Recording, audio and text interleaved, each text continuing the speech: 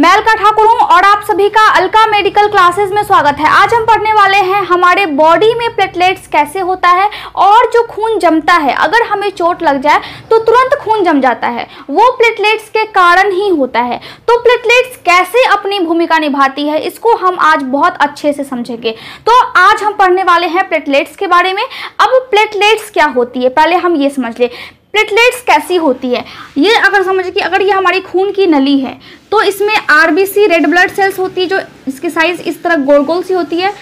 उसके अलावा इसके अंदर डब्ल्यूबीसी यानी कि व्हाइट ब्लड सेल्स श्वेत रक्त कोशिका होती है और आरबीसी को हम क्या बोलते हैं, लाल रक्त कोशिका बोलते हैं। इसके अलावा छोटा छोटा एकदम छोटा छोटा सा प्लेटलेट्स भी पूरे ब्लड में घूमते रहता है। अब ब्लड में ये प्लेटलेट्स आता कहाँ से है, आरबीसी डब्ल्यूबीसी और प्लेटलेट्स बनता कहाँ पे है। अगर ये हमारी हड्डी है, ठीक है, मान लीजिए कि अगर ये हमारी हड्डी है तो इस हड्डी के बीच में ये जो पूरा पोर्शन है तो क्या होगा, बीच में पूरा रेड रेड सा पार्ट रहता है। अब जो ये लाल लाल सा पार्ट है, इस लाल को हम क्या बोलते हैं, रेड बोन मैरो बोलते हैं। अब रेड बोन मैरो ऐसा कब होता है, बीच में भी लाल और साइड में भी लाल और नीचे भी लाल, कब होता है, जब एक बच्चा का जन्म होता है तब होता है। जैसे जैसे बच्चे का विकास होता है, ये जो लाल वाला है बीच वाला पोर्शन, ये फिर पीला होने लगता है, उसको हम बोलते हैं येलो बोन मैरो। और ऊपर में यानी कि हड्डी के ऊपर में और इधर फिर रेड रेड सा लाल लाल सा बच जाता है, जिसको हम बोलते हैं रेड बोन मैरो। मतलब समझिए, मतलब ये कि अगर ये आपका हड्डी है तो हड्डी के बीच में अगर हम एडल्ट हो गए हैं, अगर हम जवान हो गए हैं तो हड्डी के बीच में येलो बोन मैरो होगी, लेकिन हड्डी के दोनों साइड में क्या होगा, रेड बोन मैरो होगी। तो जो रेड बोन मैरो होती है उसमें से एक सेल होता है, उसमें एक कोशिका होती है जिसका नाम क्या है, जिसका नाम है stem cells, STEM stem cells, या फिर हम इसको क्या बोल सकते हैं, प्लूरीपोटेंट सेल। अब इस सेल से क्या निकलता है, इस सेल से बनता है आरबीसी, इस सेल से बनता है डब्ल्यूबीसी और इसी सेल से बनता है हमारा प्लेटलेट्स। अब प्लेटलेट्स जब बनता है तो सबसे पहले प्लेटलेट्स को हम क्या बोलते हैं, स्टार्टिंग में क्या बोलते हैं, मेगा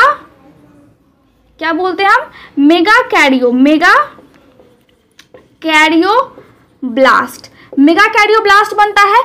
उसके बाद बनता है हमारा मेगा कैरियोसाइट। अब मेगा कैरियोसाइट के बाद फिर लास्ट में हमारा प्लेटलेट्स बनता है, जिसको हम थ्रोम्बोसाइट भी बोल सकते हैं। क्या बोल सकते हैं, थ्रोम्बोसाइट। देखिए, प्लेटलेट्स जब बनता है हमारे बॉडी में तो सबसे पहले हड्डी के बीच में जो रेड बोन मैरो है उसमें से होता है एक स्टेम सेल्स, और वो स्टेम सेल्स फिर बनाती है मेगा कैरियोब्लास्ट। उसके बाद फिर उसमें डेवलपमेंट होता है, फिर वो ग्रो करता है, जैसे हम विकास करते हैं वैसे ही इसका भी विकास होता है। उसके बाद बनता है मेगा कैरियोसाइट, और मेगा कैरियोसाइट के बाद बनता है हमारा प्लेटलेट्स। मतलब ये छोटा छोटा सा आकार का में होता है और ये ब्लड में घूमता रहता है। इसको हम बोल सकते हैं ये स्मॉल डिस्क है। डिस्क का मतलब क्या होता है, DISC। डिस्क का मतलब क्या होता है कि इस तरह छोटा छोटा सा ब्लड में हमारे खून में ये घूमता रहता है, ठीक है। और जो इसका यानी कि अगर हम इसको मापेंगे यहां से यहां तक तो जो इसका व्यास होगा, व्यास को हम क्या बोलते हैं, जो इसकी डायमीटर होगी वो 2 से 4 म्यूमीटर होती है अगर हम इसको मापेंगे तब, ठीक है।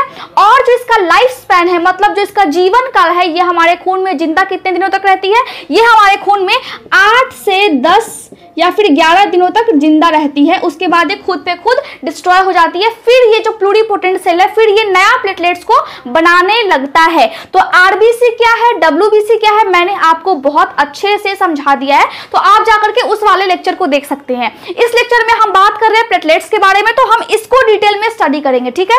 तो मैंने क्या बताया कि 8 से 11 दिन तक ये जिंदा रहता है और इसके अलावा ये ब्लड में घूमता भी है। और साथ ही इमरजेंसी के लिए अगर आपको बहुत ज्यादा गंभीर चोट लग जाए तो हमारे बॉडी में ऐसा सिस्टम है जिसमें ये प्लेटलेट्स जमा रहता है। और जमा कहां पे रहता है, हमारा जो स्टमक है, हमारा जो पेट है, पेट के पास होता है स्प्लीन। क्या होता है, अब स्प्लीन की स्पेलिंग क्या है, SPLEEN, स्प्लीन। अब इस स्प्लीन में बहुत सारा प्लेटलेट्स जमा रहता है। वो जमा क्यों रहता है, इमरजेंसी केस के लिए। अगर मान लीजिए कि आपका एक्सीडेंट हो जाए और बहुत ज्यादा खून निकलने लगे तो उस टाइम में खून को जमाने के लिए अचानक से बहुत सारे प्लेटलेट्स की आवश्यकता होगी, तो स्प्लीन अपने अंदर बहुत सारे प्लेटलेट्स को जमा करके रखता है ताकि इमरजेंसी में वो काम आ सके। खून अगर ज्यादा निकल रही है बॉडी से तो वो उसको जमा सके इमरजेंसी में, ठीक है। इसके अलावा हमारे बॉडी में नॉर्मल प्लेटलेट्स का जो लेवल है वो कितना होना चाहिए, नॉर्मल कितना होना चाहिए, 2.5 लाख, ठीक है, यानी कि समझिए कि 2 लाख, यहाँ पे मैं लिख दूँ 2 लाख ही लिख देती हूँ, 2 लाख से लेकर के 3,50,000, ठीक है, इतना हमारे बॉडी में प्लेटलेट्स की संख्या होनी चाहिए, तब हम बोल सकते हैं कि हमारे बॉडी में प्लेटलेट्स की जो संख्या है वो बिल्कुल नॉर्मल है। अगर इससे कम होती है या फिर इससे ज़्यादा होती है तो फिर प्रॉब्लम होने लगती है हमारे बॉडी में, तो फिर डिजीज होने लगती है, बहुत सारी बीमारियां होने लगती है, ठीक है, ये समझ गए। जब भी हमें चोट लगती है तो क्या होता है, पहले हमारे स्किन पे चोट लगता है और फिर यहाँ का जो स्किन है वो फिर फट जाता है, उसके बाद जो अंदर खून की नली होती है उसमें भी दरारें पड़ जाती है, जिसके कारण ब्लड बाहर आता है हमारे शरीर से। इसका मतलब क्या है, इसका मतलब है कि जहां पे चोट लगा है वहां पे पूरा डैमेज हो गया है और उसको हम क्या बोलेंगे कि ब्लड वेसल्स यानी कि खून की नलियां रप्चर हो गई है, वो फट गई है, तभी तो ब्लड बाहर निकल रहा है। अब देखिए, अब ऊपर में जो स्किन है अगर वो रप्चर होगी तो हमारे बॉडी से क्या निकलेगा, हमारे बॉडी से निकलेगा थ्रोम्बोप्लास्टिन, ठीक है। अब ये क्यों निकलेगा, हम जानते हैं कि प्लेटलेट्स खून को जमा का काम करती है। अगर ये खून की नली है, ठीक है, और अगर ये खून की नली है और यहाँ पे फट गया हो, उसके बाद यहाँ से खून बाहर निकलने लगता है। जब यहाँ से खून बाहर निकलने लगता है तो हमारे बॉडी में प्लेटलेट्स हमारे खून की नली में घूमती रहती है, इससे प्लेटलेट जा रही है और उसको मालूम हो गया कि यहाँ पे डैमेज हो गया है, यहाँ पे जो खून की नली है वो फट गई है और ब्लड जिसमें आरबीसी मौजूद है, डब्ल्यूबीसी मौजूद है और बहुत सारी चीजें मौजूद है, वो इस खून की नली से बाहर जा रही हैं। तो वो क्या करेंगे, वो सभी इसकी मदद के लिए आ करके यहाँ पे इकट्ठा होना शुरू हो जाएंगे, क्योंकि अगर खून की नली फटती है तो इसके जो अंदर की जो परत है, अंदर की जो लेयर है, इसको हम क्या बोलते हैं, खून की नली के अंदर की लेयर को हम बोलते हैं एंडोथेलियल सेल। क्या बोलते हैं हम, एंडोथेलियल सेल की ये बनी होती है, मतलब कोशिका होता है एंडोथेलियल, ठीक है, क्योंकि सबसे अंदर की होती है।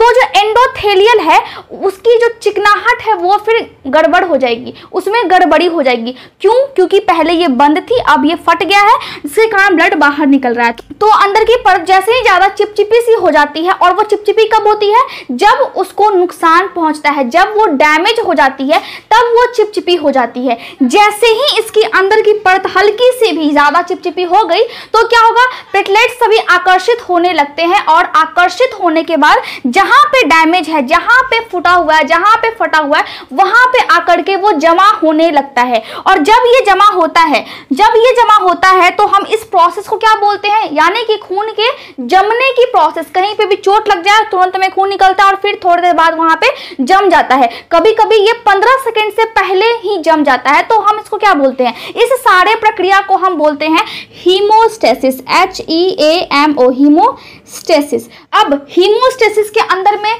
3 चीजें आती है, 3 नहीं मेनली 4 चीजें आती है। अब वो 4 चीजें कौन कौन सी, देखिए, पहला है वेसोकॉन्स्ट्रिक्शन। इसका मतलब क्या है, इसका मतलब मैं आपको बताऊंगी। मैंने क्या बोला कि यहाँ पे प्लेटलेट्स आकर के इकट्ठा होने लगा और प्लेटलेट्स निकालेगा क्या, प्लेटलेट्स के पास कुछ ऐसा पदार्थ होता है जिसको निकालने से ये जो खून की नली है वो फिर सिकुड़ जाती है, और जब ये सिकुड़ती है तो हम उसको क्या बोलते हैं, हम उसको बोलते हैं वेसोकॉन्स्ट्रिक्शन। अगर प्लेटलेट्स कुछ ऐसा निकाले जिसकी वजह से वेसोकॉन्स्ट्रिक्शन होने लगे, मतलब वो सिकुड़ने लगे खून की नली, तो हम कैसे समझेंगे, देखिए, प्लेटलेट्स क्या निकालती है, सेरोटोनिन, सेरोटोनिन को निकालती है अपने में से, यानी कि प्लेटलेट्स खुद बहुत छोटी सी है और उसके अंदर में एक पदार्थ है जिसको हम बोलते हैं सेरोटोनिन, और जैसे ही वो निकालती है, क्योंकि यहाँ पे फटा हुआ है तो बहुत सारे प्लेटलेट्स आकर के आकर्षित हो गए। अब आकर्षित होने के बाद अपने आप से कुछ केमिकल्स को निकाला और उस केमिकल का नाम है सेरोटोनिन। इसके अलावा क्या है, इसके अलावा वो निकालेगा, देखिए यहाँ पे थ्रोम्बोक्सिन्स, ठीक है, थ्रोम्बोक्सिन्स निकालेगा। इसके अलावा जो ब्लड वेसल्स फटा हुआ है वो खुद भी अपनी हेल्प करेगा, यानी कि ब्लड में जो मौजूद प्लेटलेट्स है, अगर ब्लड वेसल्स खून की नली कहीं पे फट जाए तो वो उस खून की नली की हेल्प करता है सेरोटोनिन और थ्रोम्बोक्सिन्स निकाल करके। इसके अलावा खून की नली खुद की भी मदद करती है और वो क्या निकालती है, वो निकालती है एंडोथेलिन्स, एंडोथेलिन्स निकालती है, ताकि ये जो ब्लड की नली है, ये जो खून की नली है, वो थोड़ी सी सिकुड़ जाए। ठीक है, अब जब सिकुड़ेगी तो क्या होगा, मानिए कि अगर ये ब्लड वेसल से खून की नली है तो ये ऐसे बह रही है इसमें से खून, और यहाँ पे फट गया तो इसे बाहर निकलने लगी। ठीक है, बाहर निकल रही है। अब जब ये सिकुड़ेगी तो खून जो है वो बाहर कम निकलेगा। इसकी वजह से ऐसा प्रोसेस हमारे बॉडी में होता है। देखिए हमारा बॉडी कितना ज्यादा एडवांस है। तो हम इस प्रोसेस को हम क्या बोलते हैं, जब ये सिकुड़ जाती है तो हम बोलते हैं वैसोकॉन्स्ट्रिक्शन हो गया है। और इस सारे प्रक्रिया को हम क्या बोलते हैं, इस सभी प्रक्रिया को हम क्या बोलते हैं, हीमोस्टेसिस बोलते हैं। इसके बाद खून की नली सिकुड़ तो गई, ब्लड वेसल्स में से क्या हुआ, खून निकलना कम हो गया, लेकिन अभी तक खून निकलना बंद नहीं हुआ है। समझिए बात। दूसरा क्या है, दूसरा है प्लेटलेट प्लग फॉर्मेशन। देखिए जो प्लेटलेट था वो आकर के यहाँ पे, जहाँ पे फटा हुआ है वहां पे इकट्ठा तो हो गया, लेकिन इसके बाद जैसे ही वो इकट्ठा हुआ और जैसे ही उसमें से क्या निकला, उसमें से एक और चीज निकलता है। वो क्या निकलता है, वो निकलता है एडिनोसिन डाइफॉस्फेट।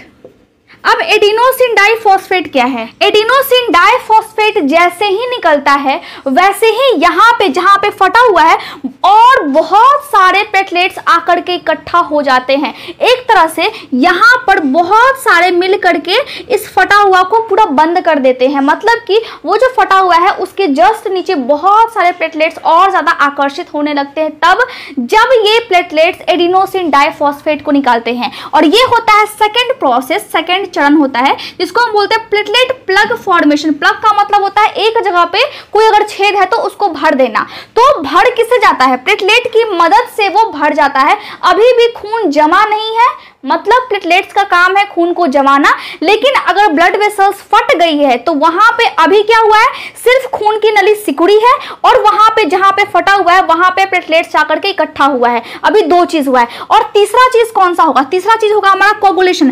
कोगुलेशन का मतलब होता है ब्लड क्लॉटिंग, मतलब अब खून जमेगा। अब खून कैसे जमेगा, देखिए अब यहाँ पे क्या होता है कि अगर मान लीजिए कि अगर खून की नली अगर फट जाती है तो सबसे पहले हमारा बाहर का स्किन फटता है। जब बाहर का स्किन फटता है तो क्या होता है, तो हमारे बॉडी में जैसे ही ये स्किन फटा तो इस स्किन से एक क्या निकलता है, एक केमिकल निकलता है और उस केमिकल का नाम होता है थ्रोम्बोप्लास्टिन। और ये भी क्या करती है, ये उस जगह को भरने का काम करती है, खून बॉडी से ज्यादा बाहर ना निकले इसलिए ये उस खून को जमाने का काम करती है। अब ये हुई परत की बात, पहले परत फटा फिर अंदर की खून की नली फट जाती है।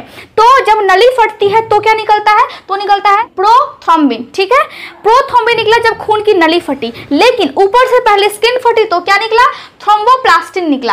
अब जब ये दोनों निकल गया, मतलब स्किन भी फट गई है, अंदर की खून की नली भी फट गई है, दो चीज निकल गया। अब तीसरा क्या होगा, जैसे ही ये निकलता है वैसे ही क्या होता है, वैसे ही ये किसमें कन्वर्ट हो जाता है, थ्रोम्बिन में वो चेंज हो जाता है जो कि एक एंजाइम होता है। और फिर जो थ्रोम्बिन है वो फिर कन्वर्ट होकर के, वो फिर परिवर्तित होकर के क्या बन जाती है, तुरंत वो बॉडी में बन जाती है, इनएक्टिव फिब्रिनोजन में बदल जाती है। और इनएक्टिव फिब्रिनोजन फिर से बदल जाता है किसमें, फिब्रिन में बदल जाता है। अब फिब्रिन क्या है, फिब्रिन जैसे धागे की तरह, ऐसे इस तरह इसकी स्ट्रक्चर होती है धागे की तरह। अब ये धागे की तरह क्यों होती है, देखिए इसीलिए होती है क्योंकि जब इसमें ये कन्वर्ट होती है तो जहां पे खून की नली फटी हुई है ये धागे जैसी स्ट्रक्चर, ये धागे जैसी संरचना, हमारा जो खून का जो नली है जहां पे फटा हुआ है वहां पे जा करके ये धागे जैसी संरचना इकट्ठा हो जाती है, जिसके कारण बाहर बॉडी के आरबीसी, डब्ल्यूबीसी और यानी कि लाल रक्त कोशिका,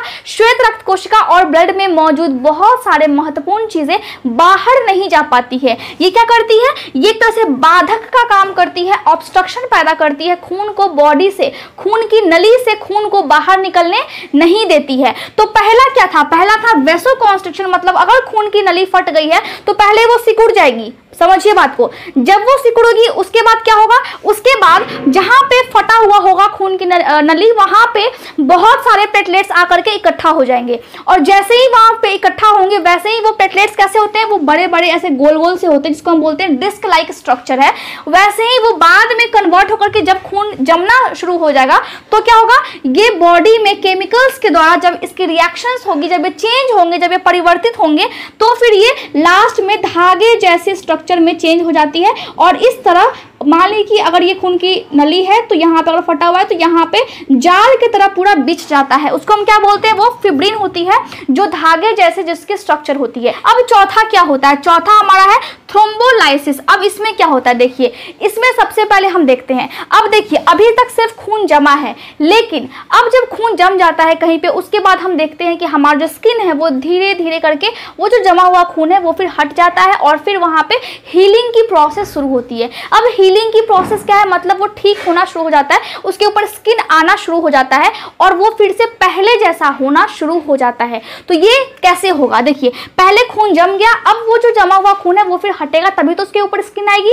अब देखिए स्किन आने के टाइम में उसको हम क्या बोलते हैं, थ्रोम्बोलाइसिस बोलते हैं, जिसमें ये जो धागे जैसे स्ट्रक्चर थी जिसने रोक करके रखा हुआ था सारी चीजों को, जो ब्लड क्लॉट करवाने में बहुत मदद करता है, वो क्या करेगा, उसकी फिर ब्रेक डाउन होगा, मतलब फिर वो टूटेगा। अब वो कैसे टूटेगा, देखिए इसमें क्या होता है, इससे पहले होता है फिब्रिनोलाइसिस। लाइसिस का मतलब होता है किसी चीज का टूटना, मतलब ब्रेक डाउन होना, ठीक है। इसमें क्या हुआ, देखिए प्लाज्मिनोजन होता है। अब प्लाज्मिनोजन क्या करती है, हमारे बॉडी में प्लाज्मिनोजन होता है, वो क्या करता है, वो जो खून जमता है उसको वो नष्ट करने का काम करती है, मतलब खून को जमने नहीं देता है। तो पहले क्या हुआ, पहले हमारे बॉडी में खून की जो नली है, जो ब्लड वेसल है, वो फिर पहले सिकुड़ा, हमें चोट लगा, वो सिकुड़ गया। उसके बाद जहाँ पे चोट लगा है वहाँ पे बहुत सारे प्लेटलेट्स आकर के इकट्ठा हो गए। अब जब इकट्ठा हो गए तो वो फिर कन्वर्ट किसमें हो गए, धागे जैसे स्ट्रक्चर में, जिसको हमने बोला फिब्रिन। अब वो जो फिब्रिन है, अब उसका टाइम क्या है, अब वो खून को पूरा जमा दिया। अब जो जमा हुआ खून है वो वहाँ से हटेगा, तभी तो वहाँ पे स्किन आएगी। अब स्किन आने के लिए उस खून को हटाना है, तो उस खून को हटाने के लिए कौन काम करेगा, उस खून को हटाने के लिए काम करेगा हमारा प्लाज्मिनोजन काम करेगा। अब जो प्लाज्मिनोजन है वो फिर कन्वर्ट हो जाएगा, परिवर्तित हो जाएगा प्लाज्मिन में। अब प्लाज्मिन जैसे ही बना वैसे ही क्या हुआ, अब प्लाज्मिन निकलता कहाँ से, तो खून की नली से ही ये केमिकल्स निकलते हैं। ये जो प्लाज्मिन है वो खून की नली से ही निकलता है कन्वर्ट होकर के, ठीक है। तो क्या हुआ, अब ये जो प्लाज्मिन है ये इस धागे जैसे स्ट्रक्चर जिसको हमने फिब्रिन बोला उसको ये तोड़ देती है। अब उसको जब तोड़ती है तो हम क्या बोलते हैं, फिब्रिनोलाइसिस बोलते हैं। अब ये जो प्रक्रिया है पूरी उसको हम क्या बोलते हैं, थ्रोम्बोलाइसिस बोलते हैं। मतलब थ्रोम्बोसाइट जो कि खून जमा हुआ है, प्लेटलेट का मतलब क्या था, थ्रोम्बोसाइट। अब उस थ्रोम्बोसाइट का क्या हो गया, थ्रोम्बोलाइसिस, यानी कि जो सेल्स है जो कि जम गए हैं वो क्या हो गया, वो टूट गया, लाइसिस हो गया। उसको हम क्या बोलेंगे, ब्रेक डाउन, या फिर लाइसिस भी हम बोल सकते हैं। किसी वर्ड के लास्ट में अगर लाइसिस लगा रहे इसका मतलब होता है उस चीज का ब्रेक डाउन होना, उस चीज का टूट जाना। तो अब क्या हुआ, अब फिब्रिन को तोड़ने वाला बन गया प्लाज्मिन। अब प्लाज्मिन ने क्या किया कि वो जो जमा हुआ खून है उसको तोड़ दिया। अब वहां पे क्या होगा, हीलिंग की प्रोसेस शुरू होगी। मतलब क्या हुआ, हीलिंग की प्रोसेस शुरू होने का मतलब है कि वहां पे स्किन आना शुरू हो जाएगा। जब वहां पे स्किन आएगा तो फिर हमारा जो स्किन है वो पहले की तरह नॉर्मल हो जाएगा। अब आप समझ गए कि किस तरह से खून जमता है और फिर किस तरह से वो जो जमा हुआ खून है वो फिर हट करके फिर से उस पर स्किन आती है। और ये सारा काम कौन करता है, हमारा प्लेटलेट्स करता है। और प्लेटलेट्स की जो वैल्यू है वो हमारे बॉडी में बिल्कुल नॉर्मल होनी चाहिए, 2 लाख से 3,50,000 तक होनी चाहिए। अगर इससे ज़्यादा हो जाए या फिर इससे कम हो जाए तो प्रॉब्लम्स हो सकती है। अब आप सोचेंगे कि बहुत सारे लोग ऐसे होते हैं जिनके बॉडी में प्लेटलेट्स की मात्रा कम हो जाती है, तो उसको हम मेंटेन कैसे करेंगे। देखिए जैसे कि पपीता हो गया, हमें उसको खाना चाहिए जिसमें विटामिन सी होता है। जैसे कि ऑरेंज हो गया, नींबू हो गया, हमको उसको खाना चाहिए। इसके अलावा हम खा सकते हैं जो साग सब्जी हो गया, जो हरा चीज़ हो गया, जो पौधा वाला हो गया, पत्ता वाला हो गया, साग या फिर सब्जी, हम उसको खा सकते हैं। इसके अलावा हम अनार खा सकते हैं। इसके अलावा हम गेहूं से बनी चीज़ों को खा सकते हैं जो हमारे लिए हेल्दी होता है। लेकिन अब प्रॉब्लम ये आती है कि हम इसको खाएं कैसे, क्योंकि ये सभी चीज़ें बहुत ज़्यादा महंगी है। तो आप एक काम कर सकते हैं, जैसे कि फास्ट फूड होता है आप उसको अवॉइड करें, और जो आप फास्ट फूड खाने वाले हैं उसके जगह पे उसका पैसा बचा करके आप इन चीज़ों को महीना में कम से कम आप एक बार खा सकते हैं। मुझे उम्मीद है कि आपको ये लेक्चर समझ में आया होगा। अगर कोई भी डाउट होता है तो आप कॉमेंट्स कर सकते हैं। इसके अलावा आप नोट्स के लिए टेलीग्राम चैनल को ज्वाइन कर सकते हैं, वहाँ से आप नोट्स ले सकते हैं, शेयर कर सकते हैं। साथ ही अगर आपको कोई भी दिक्कत होती है तो आप इंस्टाग्राम पे मैसेज भी कर सकते हैं। Thank you so much for watching my video.